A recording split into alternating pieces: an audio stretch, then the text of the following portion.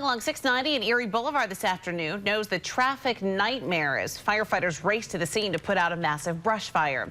Pictures from the scene show the thick smoke that could be seen for miles, and it brought traffic on 690 to a crawl in both directions, with some exits closed as crews battled the flames.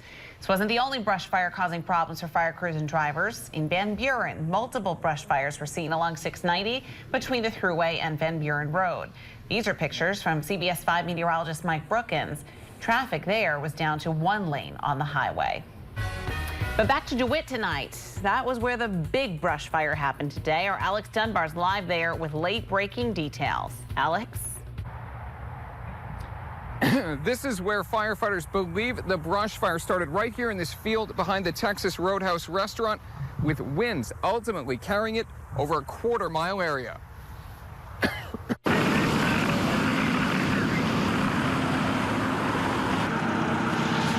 As soon as they started working, it just took straight off on them heading westbound, so we couldn't get crews dispatched quick enough to get ahead of it. Ultimately, at least 40 firefighters worked to contain the blaze as it pushed towards Route 690, and employees and customers on Erie Boulevard watched as the fire moved closer to the back of several businesses. Being that it's dry, it's causing all these different fires. I done seen about 7 different ones.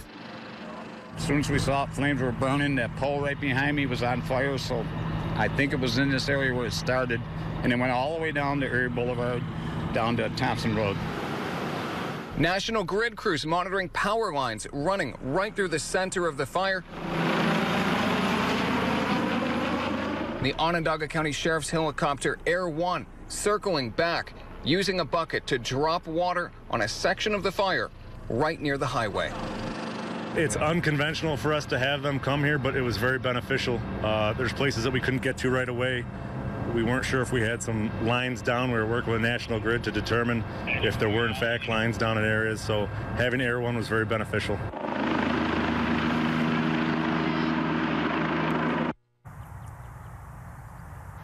And good news, the East Syracuse Fire Chief saying there were no injuries and no businesses were damaged, but it was very close. We're going to show you.